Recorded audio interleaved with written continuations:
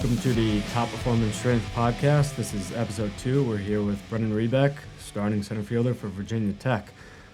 Today we're going to discuss the evolution of Brendan Rebeck's baseball career over the last 4 years, going from high school to the junior college route at Central Arizona and then transferring to Virginia Tech, playing Division I baseball and arguably one of the best conferences of Division I baseball through the ACC. Brendan, how's it going today? What's up, Kip? How we doing? Chilling. What did we get done this morning? We just came from a workout. Just a little leg workout, some mobility stuff, did some treatment. There you go. I want to tell everybody about what your workout entailed today in detail. What is the primary focus at this point in the off season? At this point, about 2 months till the season starts, basically just working on explosive movements as much as possible. I'm not in the point where I need to gain any weight or make any big body changes, so I just want to be as fast and as explosive as I can come season start. So today was a lower body workout, a lot of squats, a lot of single leg movements just to work on that. That's something you and I have always been really big with, single leg movements, and then some core work obviously is pretty important. That's a daily thing, if not twice a day. And then just some mobility stuff just to keep the body feeling good, and some treatment at the end. Just got on the Normatex to make sure the legs are feeling good for my second session later today. So yeah. What is the second session going to entail later today? Well, I'll have a hitting session right after we finish this up. Go home, get some food, take a nap, and then I'll come back tonight around 8. I'll do my throwing program. I'll hit again, and then I'll do my sprint work tonight when I get back here. So pretty much living the life of a Division I athlete and a future professional baseball player. Yeah, that's the plan. This is what I do, so I do it as much as I can.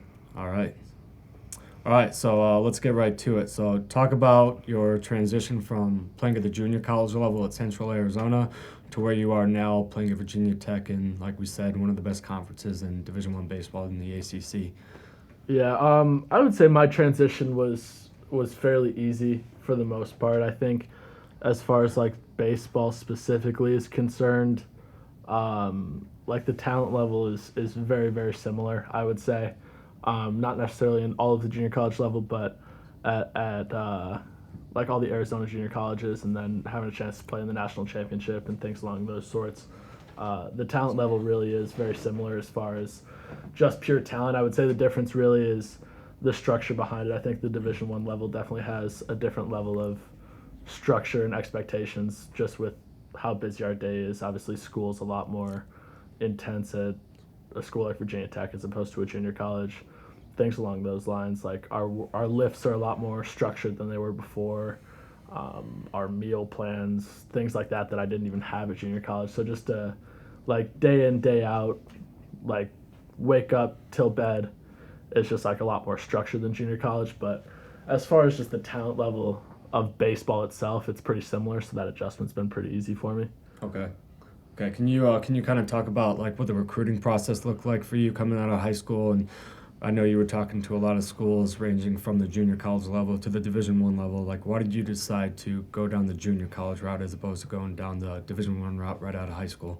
Yeah, so in high school, obviously, you know better than anyone having been there through it all, but I was definitely what you would call a late bloomer out of high school. I wasn't at the level that I would like to think I am today, or near the size that I am today. I just wasn't as developed during the normal Division I recruiting time that you would be in high school. That's usually now they're recruiting kids freshman, sophomore year, and I think I went into high school 5'6", 130 pounds. That's right. Not a collegiate athlete. That's just not what that person looks like.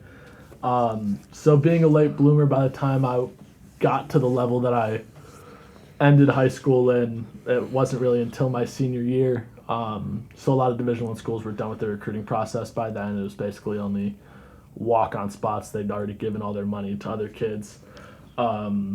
And so we started looking at the junior college level. I didn't really know a whole lot about it, but the more I got informed, the more it basically seemed like going to a junior college is just basically me betting on myself that if I go and perform at that level, I'm going to get opportunities elsewhere. And that's all I've really wanted. Every time I've gone through the recruiting process, both in high school and in junior college, I just wanted to play the best baseball possible because I feel like if you want to play against the best, you have to prove it.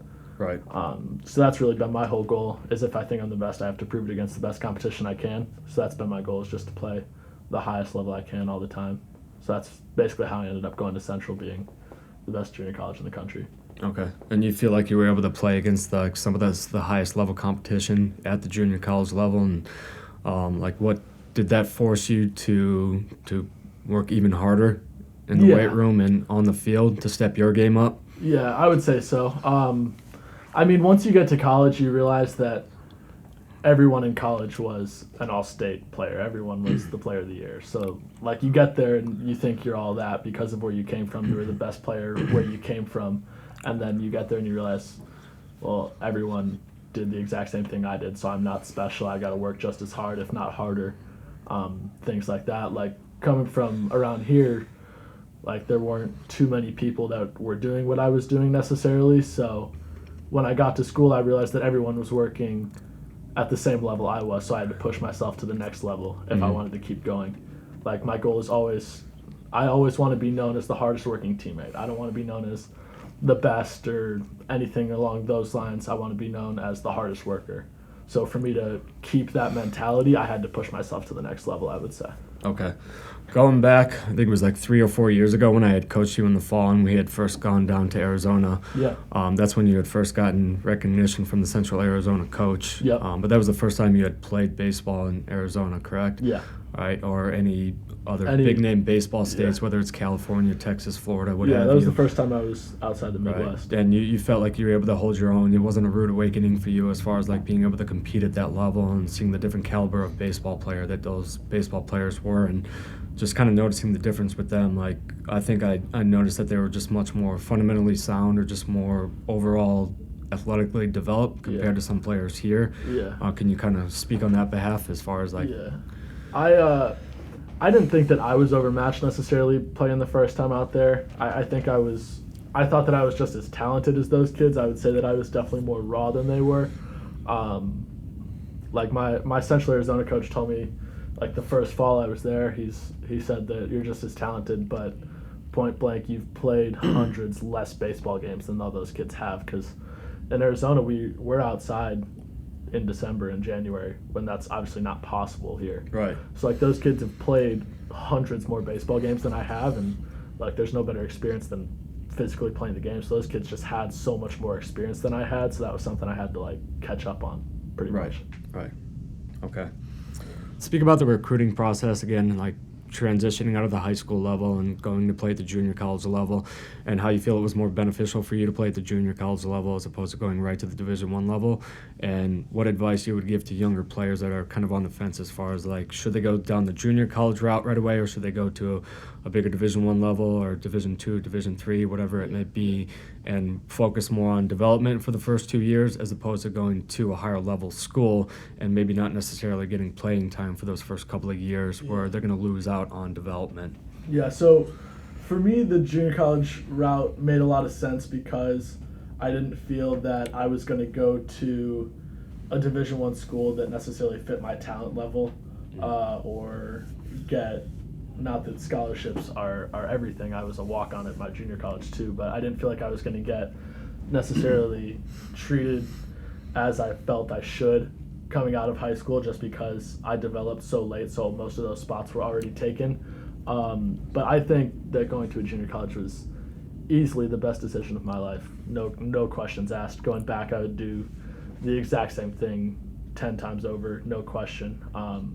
Especially going to a school like Central, I can't even put into words how special of a place that is. Right. It's just something that you have to experience. I was told on my visit down there, it takes a special kind of player to play at Central. Not everyone can do it, but if you can get through all the hard times there, you're going to experience some of the best times of your life. And 2 years later, on cue, winning a national championship, I couldn't have drawn it up any better. But I would say the junior college level teaches you that grind that people always talk about. People always talk about it, but nobody really knows what that means. Right. When you actually get in that grind, you know it, because like the day in, day out is painful. Like just absolutely painful from a mental standpoint, the physical standpoint that you're put through, and like you're just tested so much more than you ever were. But I think that if you're tough enough and you want it bad enough, I think the junior college level is super important. I think that I would definitely recommend it to kids that are able to get through it, for sure. Yeah, let's go more in depth with the daily grind. What were some of the biggest struggles and some of the biggest obstacles that you faced initially when you went into the junior college level that you had to overcome? I mean, the thing that stands out the most is the workouts. Like at least at Central, I don't want to give all the Central secrets away. That's kind of for those guys, but the workouts that we went through are definitely something that I had never experienced before and definitely will not experience again. Not even necessarily just like the amount of stuff, but the physical things that we went through are just like things that you can't even really write up until you actually go through them. Right. A lot of the stuff out there is tradition based. That program is pretty historic and long lasting, and the things that guys used to go through 40 years ago, they make us go through today. And a lot of it is more mental toughness than anything. I think that's the thing that Central teaches you the most.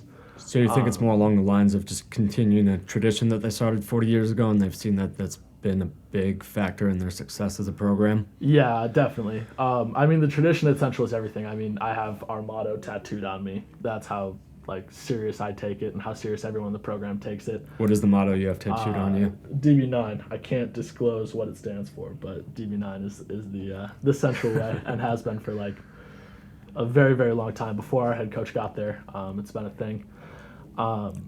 But yeah, the tradition is huge. That's definitely something that Coach Gillett and Coach Perez and all the guys over there definitely implement in the culture right away.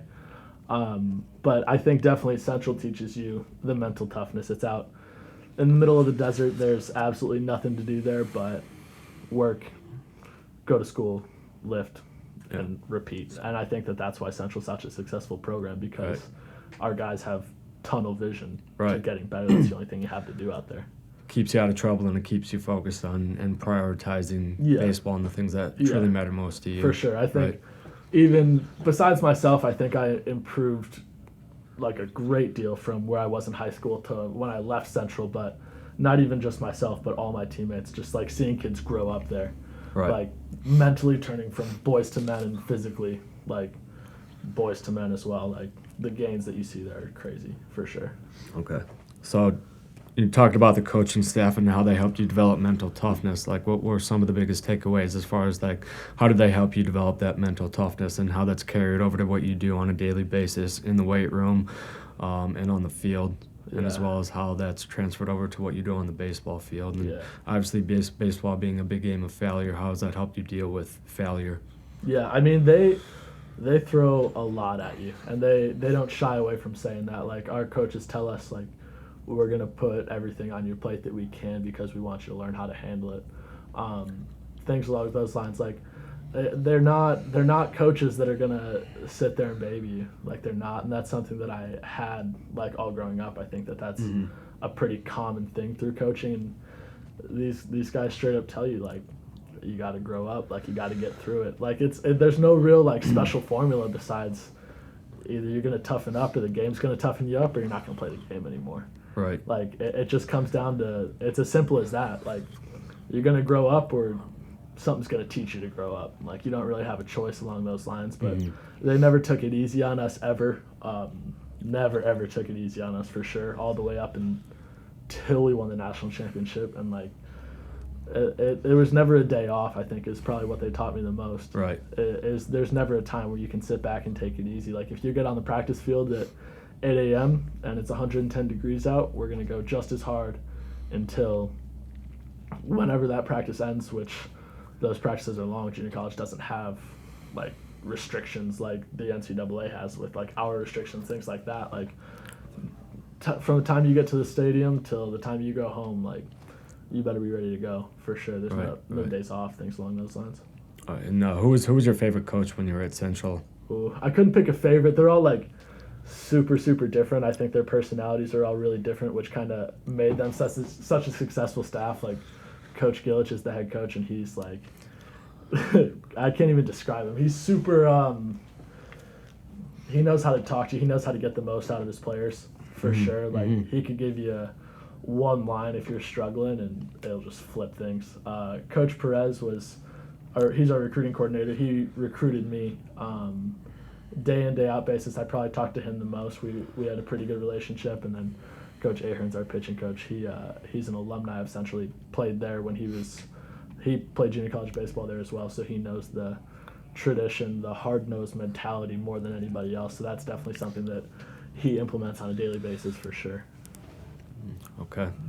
So that's that's what some of the best coaches, or at least some of the best coaches that I've had, they take the time to get to know their players personally, and they find out what drives them, what motivates them, what makes them tick. Do you think that they did a good job as far as all those things are concerned, and just bringing out the 100%. best in not only you but as well as in the rest of the players, and bringing you guys together as a cohesive unit? And I'm sure that's what led to your success as far as winning a national championship this past year. I think the success from Central comes just from how close we are out there. Again, like, we're in the middle of the desert. We don't have anybody but each other to lean on. So they create this culture of just family, like something I'd never experienced on a team before. Like, we would all do anything for each other, no questions asked, whether it's on the field, off the field.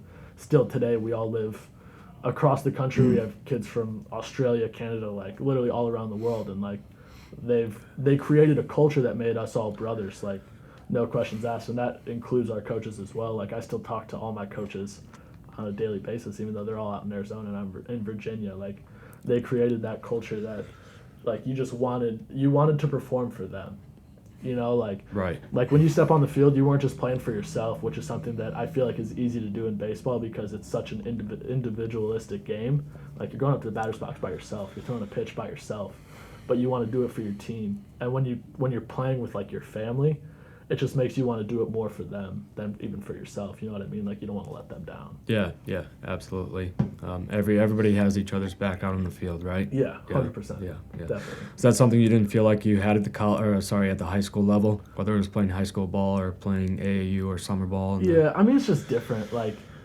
it's just a different culture, you know? Like, in high school, I wasn't living with my teammates. I wasn't practicing as much as we did with my teammates. I mean, obviously there's certain guys that I still talk to today, obviously, but like, it just wasn't as close. Obviously, you're not playing as many games. It's just not as serious. You know what I mean? Like, there's not as much at stake. There's not, more so than anything, like, everyone at my junior college, everyone at my Division I school now, they all have the same dreams as me. They all have the same goals as me. Like, in high school, I wasn't necessarily the same way. Like, you get kids on your team that are just playing baseball to take up time, you know what I mean? Playing baseball because they don't want to go home and play video games. Like, it's different. It's just a different mentality for sure. Okay. How has the transition been then from going to Central Arizona, where you guys had a great culture and you had a great team atmosphere and family-like feel, to where you are now at Virginia Tech? How has that culture and team-like approach or atmosphere carried over? That's a big reason I picked Virginia Tech, because obviously going through the recruiting process for the second time, going from junior college to picking my four-year school, I wanted to go into a program that had kind of a similar approach to those sort of things. I mean, you talk to coaches that are, especially at the Division I level, a lot of times you get coaches that, like, not to be a dick, but are there because they're going to use you to get wins and get paid and things along those lines. And I didn't want to experience that, just coming from such a close place. And that's kind of why I chose Virginia Tech, because throughout the recruiting process, it seemed like they genuinely cared about me and my development and believed in me. I think that's important. Like, you want your coaches to believe in you. If you're going to go out there and perform for them on a daily basis, you want them to understand your potential, and they want to believe in you. So I think that's important too. That was a big reason why I chose Virginia Tech, and having been there for a semester now, it's very, very true. Like, those guys, just like at Central, they are not going to be easy on you whatsoever, but they just want to get the most out of you. Just because they care about you, which I think is a special thing to have for sure. Sure. How were they able to demonstrate the fact that they believed in you? Like, how did you earn their trust?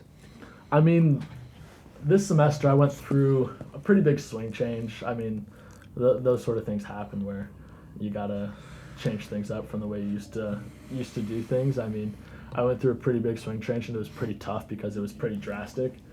And through communicating with the coaches. I mean, even when I'm struggling, obviously you struggle going through swing changes when you've swung the same way for 5 years of your life, and then you're trying to change things up. Obviously, you're going to struggle, and they never doubted me. They kept reassuring me that it was going to get there, it was going to be worth it, and now I'm at the point where I think the adjustments worked out really well, and I think it's going to work out really well for me this spring. So just kind of trusting in them and understanding that they trust in me, and I'm going to go through struggles, and they're going to trust me through them still. Okay. I think that's big. Okay. So far you've liked the coaching staff at Virginia Tech. Yeah, for sure. They're such good guys, for sure. How would they compare to the coaching staff that you had over at Central Arizona? They're definitely similar. I think they're a similar staff, especially like when you get into college baseball and you get into more advanced baseball, you understand that everyone, whether it's a coach, a player, media surrounding the team, they're all just like baseball guys at heart. Like you can talk to them like normal. I would say the only difference is just a little bit more of a professional atmosphere at the Division I level. Obviously, we're in much bigger facilities and things along those lines. Definitely a little bit more of a professional relationship, but definitely still really close bonds, I would say. Okay. So you guys had a fall season this past year as well? Yeah, Virginia Tech? At Virginia Tech you play like 2-3 exhibition games and then a lot of inter squads and things along those lines. But yeah, there's no like full-on fall season like we have in junior college. There's restrictions for that. So a little bit more laid back, just more practices than games. Okay. So like talk about that process and not only like what you did over the fall with the baseball team, but as well as like getting introduced to the strength and conditioning staff, as well as the athletic training staff and everybody else they have on staff that's going to help you perform and at a higher level and stay healthy on the playing field. Yeah, so that was the big difference for me was not playing games. So like at the junior college level, I mean, you play 30-some games in the fall. This year, making all the way national championship, we played 70 games in the spring. You play summer ball, where my freshman year I played 72 more games in summer ball. I mean, you're playing almost a big league schedule. You're playing 162 games a year about, and that's it gets monotonous. Like not necessarily like you don't want to play or you get bored of playing, but you're just so used to gearing up to play every single day. Like this fall, I kind of got that break where I wasn't playing games, and it like gives you that itch to like you miss it. You want to get back out there and start competing again. Like just missing the feeling of competing every day, which is something I'm really looking forward to this spring now because I haven't gotten to play a game in a long time. So I'm ready to go put a uniform on again, like things like that. But as far as in the fall, like the people that they surround you with at the Division I level is crazy. Like we have a team weightlifting coach. Like he's our weightlifting coach, not the entire team's weightlifting coach. That's his one job, is he's our weightlifting coach. We have a nutritionist. We have a team trainer who has assistants. We have media people. We have everything, like literally everything you could ever think of. We have all those people, and they're surrounding the team daily, so it just creates this big and like family-like environment just because everyone's there every single day.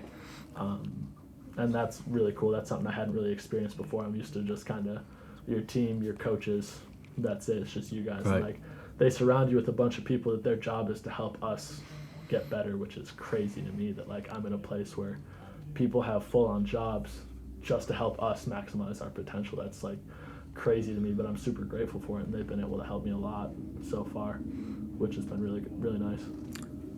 So that's maybe something that you didn't have at Central Arizona, was more of a comprehensive team that allows you to, again, maximize your potential and maximize your performance. So from all your coaches to the strength and conditioning staff, as well as the rest of the training staff, and then the nutrition staff as well, everybody is in constant communication with one another. And like I said, they kind of know you personally, and they know what your personal goals are, so they're all able to communicate with one another as far as helping you achieve your goals and give you the best tools that you need. Exactly, yeah. Like our nutritionist does a great job. I mean, she meets with us individually at the beginning of the year and whenever else you need it.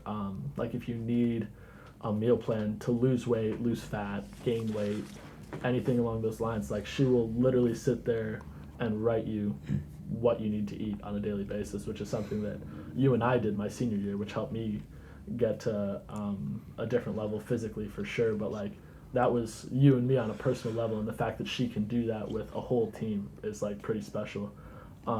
As well as like our weightlifting coach, he knows every little tiny injury we've ever had, every little tiny thing we need in our weightlifting program, so it's never like a generalized program. Like, it's all specifically for what you need to do to get better.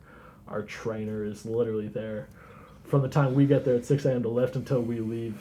Doesn't matter how late practice goes. Like, he's there, no questions asked, every time you need him, anything you need, which is super cool. Just being able to, if guys get injured, he helps you recover so quickly. He gives you programs to help you get back on your feet.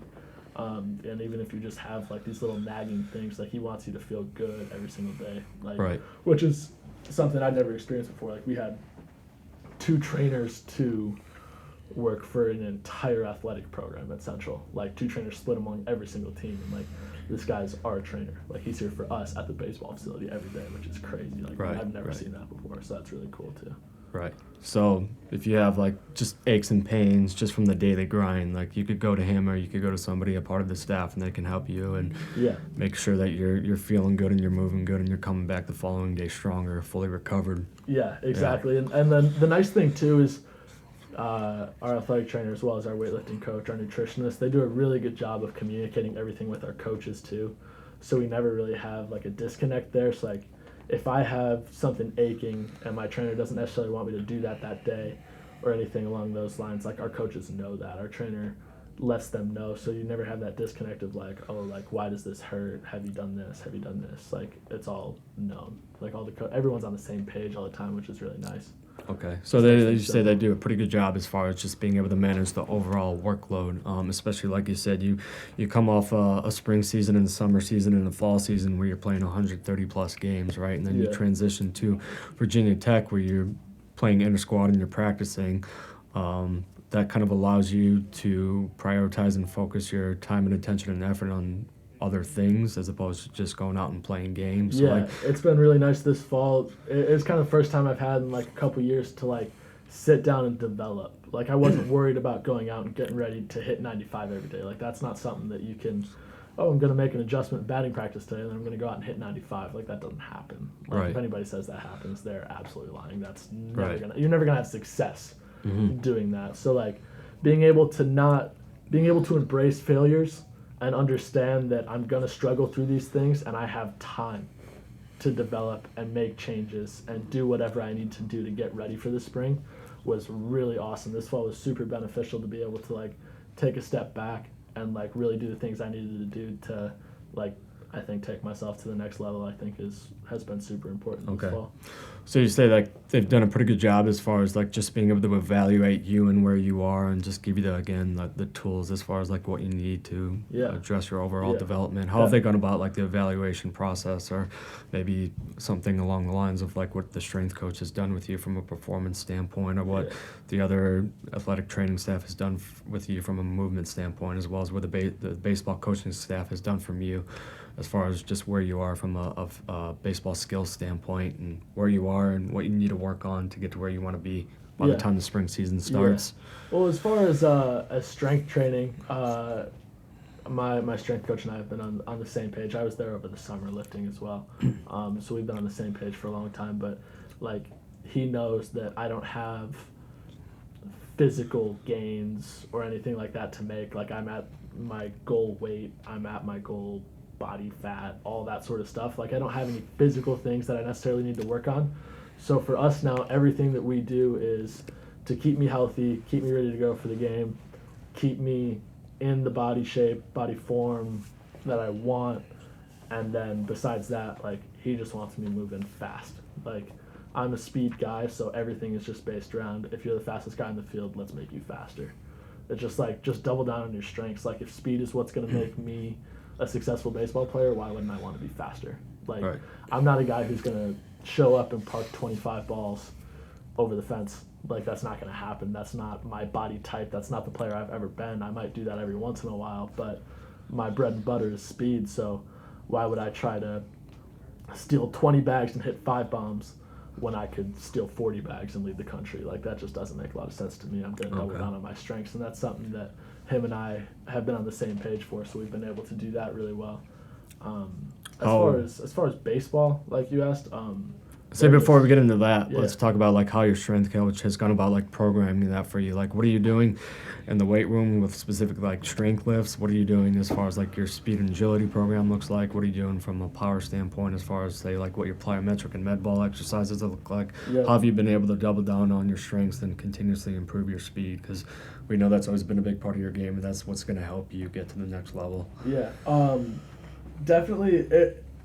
I had to learn a lot to kick back, a little bit, like not go so hard all the time, like try to lift the heaviest weight I can all the time. Like that's something I used to do, obviously, because I used to need to gain weight, which I think that's the most beneficial way to gain weight. It's just like, let's get big, let's get strong. And that's something that I needed to understand that I don't need to do that anymore. So it was a lot more just like maintaining, like I want to move the bar fast during all my weight lift. Like there's rarely times where I'm going to put a lot of weight on the bar, and it doesn't matter if I go slow, I'm just going to get it up. Like that doesn't really happen anymore. I want to move everything as quick as I can, and that's something he's definitely hard on me for, because there's still some times where I want to see how much I can squat on a given day, and he's like, hey, move back, like keep the bar moving fast, things like that, which has definitely helped, and it helps me keep my body feeling better for sure. And then a lot of med ball stuff. A lot of jumps, ton of jumps, just all explosive stuff that you and I have done for a long time. The programs are super similar, which has been nice because I didn't have to learn a whole lot of new stuff. It's stuff that you and I have done for a long time, so now it's just maintaining for the most part. And he does a good job of helping me understand that I'm in a good spot. I just got to keep myself healthy and that sort of stuff. Okay. Let's go back to nutrition then. So like we talked about like your senior year, how you put 30 pounds on in one off season. Like we often joke with guys about like going to Chipotle twice a day and locking themselves into Chipotle before they come out 30 pounds heavier. And I know we had that discussion when we first talked about nutrition, and I'm pretty sure you took that approach and you took that advice, because you would come into the facility every day with 2 Chipotle bowls, and sure enough, you put on 30 pounds. Yeah. Tell everybody how you went about doing that. Yeah, like that's literally not a joke. Like I legitimately ate Chipotle every single day for 4 months straight, basically. I had like the same 3 meals every day. I was basically to a point like going into my senior year where I'd gotten a lot stronger because I'd gone through the lifting programs for a while, and I sat down with you one day and I was like, hey, listen, why isn't this working? Like I've been going through all the lifts, I've been doing extra lifts, I work harder than everybody else, why can't I gain a pound? And you told me, it was like, because you eat like a kid. You're like, if you want to look like a man, you got to stop eating like a little kid. And pancakes at breakfast weren't doing the job. No, like 2 bowls of Cinnamon Toast Crunch, like that's not going to get the job done for you. So it's like, you sat down with me one day and you told me to write down everything I ate the previous 3 days or whatever, and you went through. It's like, you're not going to eat this anymore, you're not going to eat this anymore, you're going to start eating this. And then we started going into, I basically wanted to evaluate my protein intake, my carb intake, and my good fat intake. And if I was eating enough of those every single day while doing those workouts, I was going to be able to gain weight. I did that during the off season, and it worked exactly like it should have. So yeah, I mean, it was literally Chipotle every single day, like no joke, for real, 4 months straight, Chipotle every single day after my lift. Protein shakes, like all the time, no question, like protein shakes instead of water, like just getting as much as I could into my body all the time. Eggs for breakfast every day, chicken for dinner every day, doesn't matter. Like it got old after a while, but you see it working, so it's like, why would I stop doing that? And it got me to a good spot. I think once I gained all that weight, I had the difference between my junior season and my senior season. It was a pretty obvious difference how much better I got within that off season. So it was like, I would tell people to do that, no questions asked. That was the hardest off season of my life, but the most beneficial for sure.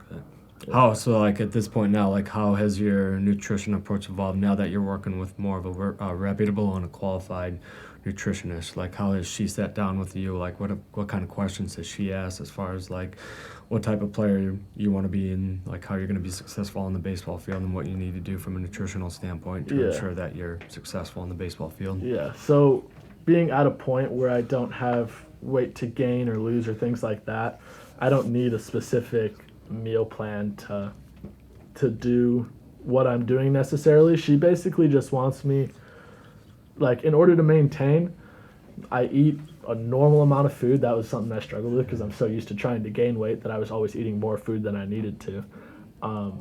But I'm basically just trying to be as clean as I can all the time now. I mean, coming from junior college, we have In-N-Out and Chick-fil-A out there. Like, that's what you eat every day because that's the only food out there. So, like, you eat just because... Not the highest quality, but No, like you I said, mean, you got to eat.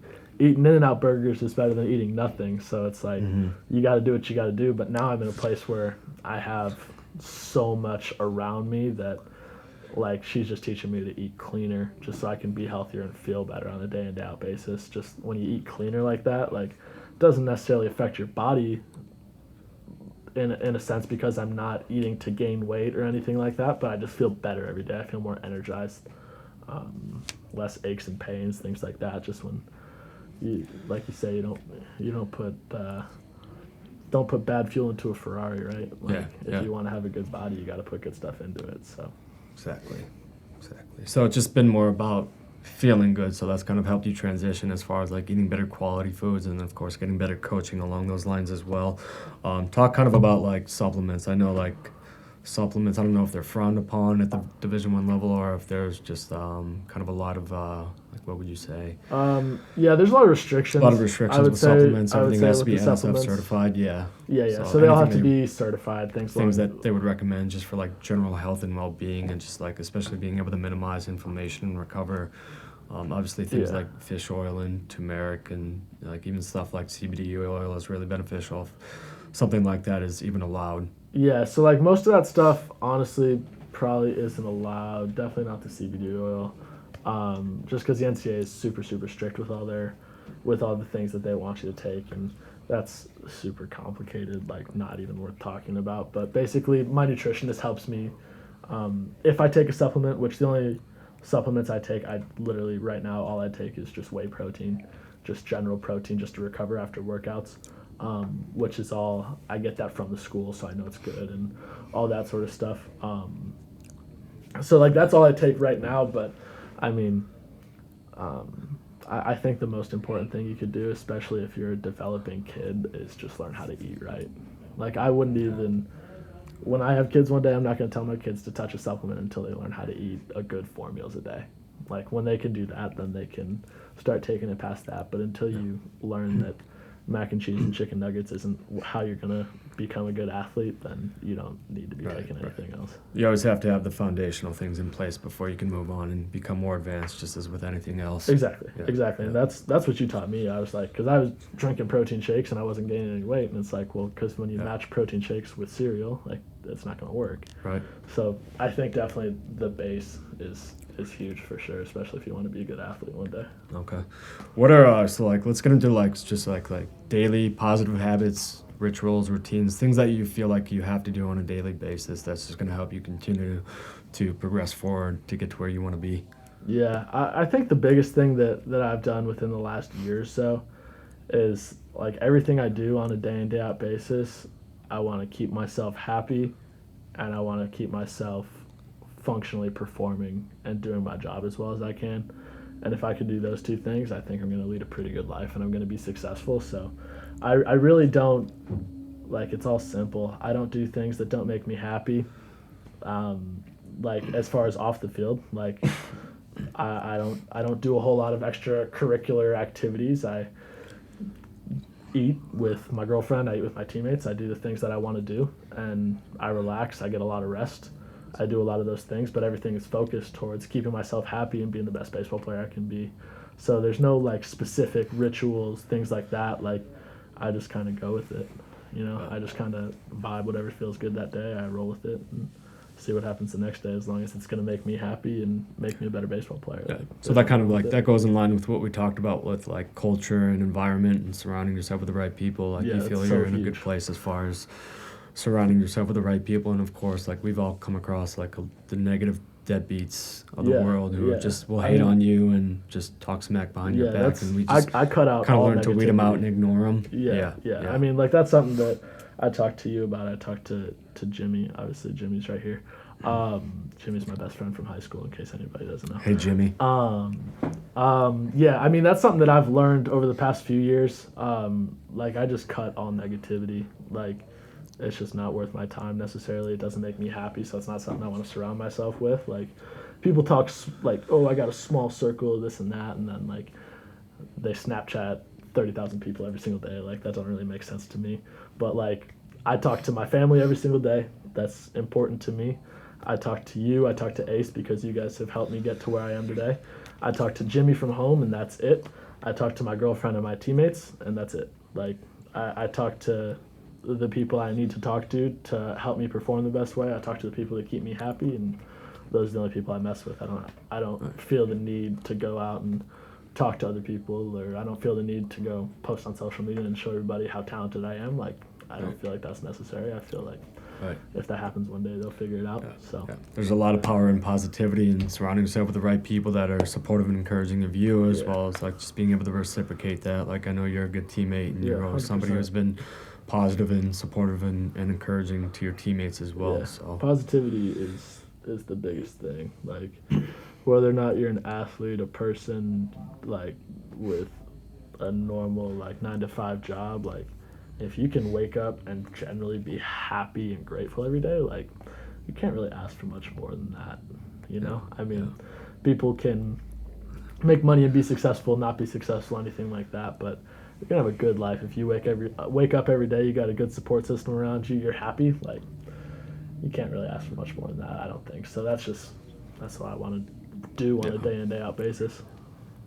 Yeah, so gratitude is huge. Speak more along the lines of like gratitude, and like, obviously you have a huge support network of your family, your coaches, your friends that you're surrounded by. You're obviously very grateful and appreciative of the people that you have in your life. So like, speak more on that front as far as like how important that is, especially for younger athletes, as far as just being grateful for who they have and what they have, as opposed to like what they don't have. Because you hear a lot of younger guys, especially today's day and age, just whining and bitching and complaining about nonsense. I mean, I've always been. I think complaining wastes a lot of time. I think that's something that you probably taught me from being in high school and in the weight room with you every day. Like, complaining really just wastes everybody's time. Like, nobody wants to hear it. Right. So that's just like, not that I'm gonna talk about that necessarily, but like, people just don't want to hear it. Like, nobody cares. Like, you gotta handle your business. But as far as like a support system, like, I'm so grateful for my support system on a daily basis. I mean, like, I've never pretended like my parents aren't the reason I'm here. Like, my parents supported me, and my parents told me I could be a professional baseball player when I was 4 years old, and I could barely pick up a baseball bat. And like, they told me that because they wanted me to believe in myself, whether that happened or whether I did something else. They wanted me to be confident in myself. So I think the reason I get all my confidence is because my parents have always told me that I can do whatever I want. And like, people say, like, you always tell your kids that, but like, I genuinely believed my parents. Like, my parents told me I could do whatever I wanted. I was good enough to do it, and I believed them, and I really haven't looked back since. But as far as the other support system, like, I understand like what people do for me. You know, like, I couldn't have done the things I've done and even gone on to play in college if I didn't have you and Ace to help me get to where I am now. I mean, you guys help me every single day. Like, our programs were designed to be like, 2-3 times a week, and I was there from open till close 7 days a week, and you guys never said anything about it because you knew how bad I wanted it, and you trusted that as long as I was getting my work in on a daily basis, like, you're never going to tell me not to do that. And you guys always helped me when you didn't have to, and so that's why I still talk to you guys on a daily basis, because I understand what you've done for me. I still talk to Jimmy because Jimmy's been the most loyal dude ever. Like, I moved across the country, and Jimmy still talk every day. Like, I don't take that stuff for granted. So that's stuff you got to wake up and be thankful for, because not everybody has that. Yeah. So you think that's played a big role in your success at this point? Oh, for sure. I definitely I would have stopped playing baseball in high school if I was by myself. Like, no questions asked, especially with baseball and the failure rate and things along those lines, especially in baseball. If you don't have a good support system around you, you're going to fall so fast. Like, as much as you try to be positive, and I would like to think that I'm super positive all the time, like, baseball will make you absolutely want to sit down and cry.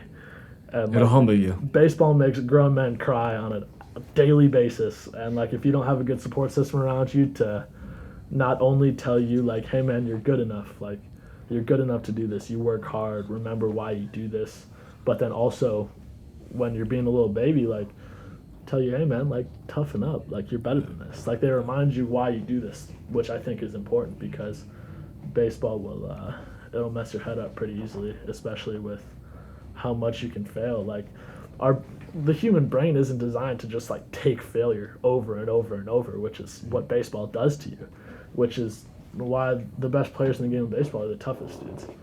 Like that's just what it is. So a good support system helps that so much.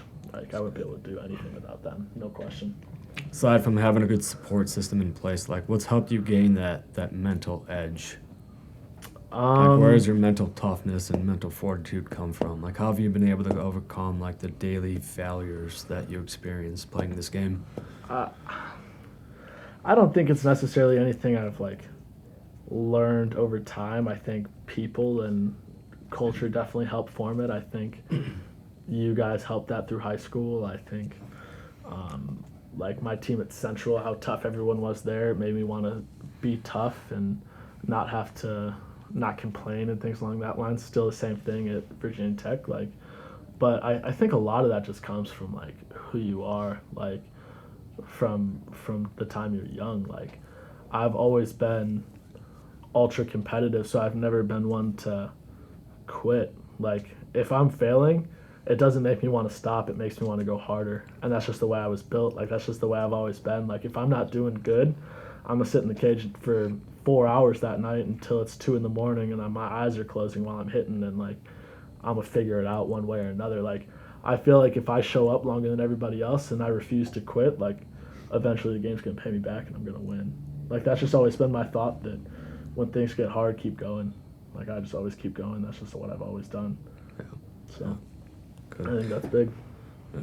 It's always good to have an extra set of eyes on you too, right? Because we all have our blind spots as far as like not being able to see certain things in our swing, or just not being able to see certain things in our lifting technique, and just being able to get that instant feedback or constructive feedback per se. Yeah, for sure. Yeah. I mean, like, I think in hitting is so huge because hitting's such a feel thing. You know, like if you're not videoing every single swing, like you could very easily be creating bad habits and have no idea you're doing it. So it's like having someone that understands you, understands how your body works, your swing works, there with you is so big, because if you're making bad habits, even if you're working your ass off, you're not being productive, because you're just going to make yourself worse even by working harder. That's why it's so difficult to make adjustments and things like that. In the weight room too, though, like the weight room is a place where you can get hurt pretty fast if you're not doing things right. Mm-hmm. Like not even just like sudden injuries, but you can tweak stuff over time just by bad habits. That's why like having you when I'm home and a good lifting coach back at school, just to make sure my body's functioning the way it should be all the time, is like so important. I hate lifting by myself without one of you guys, just because I want to make sure that I'm doing everything the way I should be all the time, because otherwise you're just making yourself worse again. Like there's no point in staying in the gym longer than everybody else if you're going to get hurt. Like I said it earlier, if you're not on the field, you're not doing anybody any good. So. Right. So it always comes back to the quality of the work as opposed to the quantity of the work. 100%. And I've always been a big quantity guy, because like this is the only thing I do. Like I put my whole life into this, so I dedicate all of my time to this. Obviously I make time for my family, I make time for my girlfriend, all that sort of stuff. But when I'm here, like I put in work, no question. Like I would say, I'm not going to compare myself to anybody else, but you know better than anybody, Jimmy knows better than anybody, the amount of work I put in. So if I'm going to be here, I'm going to do it right. Of course. Like, that's the way it's always been. I'm not going to come in here and just fuck around. Sorry. But I'm going to do it right if I'm going to do it. So right. That's the way it's always been. Let's go back to the concept of feel. Like we talk about like how important that is for every athlete, and just being able to get in the right feel to ensure that like you're getting into the right positions, whether you're throwing a ball, whether you're hitting a baseball, whether you're doing sprinting, whether you're doing a squat, a deadlift, or a lunge in the weight room. Like that's obviously crucial, right? And like any good coach will help his player take ownership and responsibility of the process and teach you how to be self-sufficient and become your own advocate, right? As opposed to whereas you've been faced with other coaches, I'm sure, in the past who are on the complete opposite end of the spectrum. They're constantly just looking over you and breathing down your neck and micromanaging every move you make and just giving you too many coaching cues or too much feedback at once, and that Yeah. could obviously become overwhelming where you overthink the process. So like talk about that as far as just how good coaches have helped you become self-sufficient and where you can depend upon yourself to gain better feel of movement patterns, Yeah, and I mean, how you've been able to make those adjustments on your own. Yeah, I mean, I've been lucky because I've been surrounded by some really good coaches, some really good people. But yeah, definitely, I think at least the coaches I've had who have helped me a lot. Like, if you're going through something, or if you're doing something with your body, they want you to be able to feel it to the point where you can do it on your own. Like, it doesn't matter if you can't do it on your own. Like when I'm swinging, if I do something wrong, I need to be able to feel that so I can correct it myself. Things like that, especially if you're trying to play professional baseball one day. Like when you get to professional baseball, your coaches are there to make lineups, all that sort of stuff. Of course, they're going to help you, but like by the time you're there, you should be able to fix your own problems. You know what I mean? Yeah. Like everyone has to like keep in mind that if you get to that level one day, like this is your job. Like if someone does something wrong on a computer on a desk job, they know when they do something wrong. Like baseball is just a lot different because it's your body. It's you have to be able to feel it instead of see it. But if your body is the reason you're like, if you're a baseball player, if you're any athlete, if you're lifting, doesn't matter. Like your body is your tool. Like that's what you use to succeed. So you need to be able to feel it better than anybody else. So a coach looking at you isn't the same as you feeling it yourself. You need to be able to do that. So I think that's something that coaches, at least that I've had, have been really, really good about, is helping me feel that and keeping it simple. That's something that is big for me personally. Like I tend to overcomplicate things a lot, and my coaches know that, so they do a good job of giving me cues and things like that just for me to be able to keep it simple.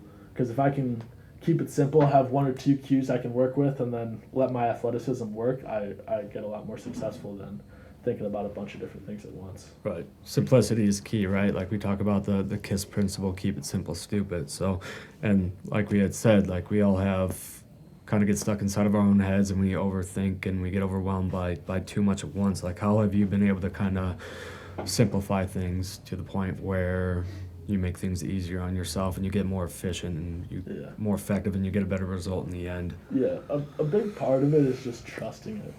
Like I have to, at the end of the day when I show up, I have to trust that I'm a good athlete, I'm talented, I have to trust that I've put in the work, that I don't have to try too hard. Like not that I'm not trying hard, but I don't have to think too hard, I would say is the better word. Like if I do what I've got to do to prepare myself, I have the couple things I need to do to put my body in the right position to succeed. From there, I can just have fun, let my body work, and it should work out well for me. Okay. All right, so we'll kind of wrap this up here. Let's talk about like what standards, expectations you have going into the college season. Yeah, I mean, I set goals for myself before every season. That's something I usually show a couple people, but I have goals for myself. I don't love like spreading them out. I don't post them on Instagram or nothing like that. I don't need people to know what I expect from myself, because I think my expectations are probably higher than what everyone else would think they are. But I definitely I measure what I think I should do based off the work I put in, and I know the amount of work I've put in within the last year. I mean, obviously 4 or 5 years, but I think the last year specifically, I've really made a lot of changes to my mentality, my baseball knowledge, things along those sorts. So I obviously have huge expectations for myself. I think if you're not setting huge expectations for yourself, like if you don't expect a lot for yourself, then why would anybody else? So I definitely have some high standards for myself this year. So hopefully they work out. Do you want to go in depth in that? Do you want to elaborate on that and talk about what some of your expectations are this season, or is that something you prefer to keep to yourself? I mean, the specific ones I keep to myself. I keep them on a notes pad in my phone. I have my before every season I make a list. I've had a list of goals since like my junior year of high school, and I kind of compare them year to year, which I think is pretty cool for me, just to be able to make those goals and see which ones I hit and which ones I don't hit, and the ones I don't hit, what do I need to do to improve upon those, and things along those lines. But I think this year needs to be my best year of baseball that I've ever played, and I think I put in the work to make that happen. So that's the plan. I think I'll keep kicking. So is that something that you look at every day as kind of a friendly reminder to keep you on track, or do you have some kind of a system in place to hold yourself accountable? I don't look at them every day. I try not to look at my goals. I don't look at my stats during the season. I try not to focus on that, but I think I do it more so like at the beginning of the off season, just to remind myself the things I need to do on a daily basis to get where I think I should be. But as far as like a daily basis, my motivation is all for like making the people around me proud, like the people that have helped me get here. I want to make them proud. That's A1 for me, like no questions asked. But like I also want to make myself proud. Like that's my big thing. Like I have this background on my phone. It says, "Come on, kid, this is your dream." Like this is the only thing I've ever wanted to do. So when I show up every day and I don't want to go through a lift or anything like that, I remind myself that I'm lucky that I'm in this position where I have a chance to do what I want to do on a daily basis. I wake up and I get to chase my dream every day, which is something not everyone gets to do. So when everything gets tough, I remind myself that when you were 2-3 years old, this little kid wanted to do what you're doing now, so you got to go play for him. That's something I've been doing since I started thinking that way in high school. It's like you got to remind yourself that this is what you've always wanted to do, and hopefully if everything goes according to plan, you're going to live the exact life you wanted to live. So why would I not give it everything I got? Yeah. So at this point, that dream is becoming more of a reality. Right. You go into your junior year playing college baseball, and you're talking to college or pro scouts at this point. So talk about that. Like, who are you talking to, and like, what are their expectations of you this season, and how's it going to help you improve upon your draft stock going into the draft this upcoming June? Yeah, I mean that's obviously the goal. I mean I've never worried about forcing it. Like setting a certain time for when I need to make that step or anything. I just kind of trust that that's going to happen when it needs to happen. But yeah, it's pretty cool seeing the things I used to dream about that didn't seem very realistic. Not necessarily that I've reached any of those things yet, or I've reached some of them, but it's pretty cool to see that they've become a reality and a real possibility. That it just shows that what I'm doing has, all the sacrifices you made and things along those lines, they pay off if you do them right and you dedicate yourself to it. So it's cool to see that the things that you dreamed up are kind of right there in front of you for the taking. All you got to do is just be yourself and perform the way you know how to perform and keep doing you. And it's pretty cool. Yeah. All right. So it's been pretty cool watching your evolution over the last 4 years. I'm glad that you can come over winter break and hang out with us. I got one more question, as requested by your boy Jimmy Friel. I'm supposed to ask you about the evolution of swag. Tell us about the evolution of swag. That's huge. More than anything I've said today, the evolution of swag is A1 for any baseball player. It's all about the swag. You got to create your own swag, though. You can't follow trends. You got to set your own. Okay. That's it. All right. So we're not giving away any of our secrets here. No. We'll pull out some good stuff this year, though. All right. Well, Brennan, thanks for coming on. We look forward to your first season playing at the ACC Division I level. Yes, sir. Thank you, Chip. All right. Thanks, everybody. This was Top Performance Strength Podcast.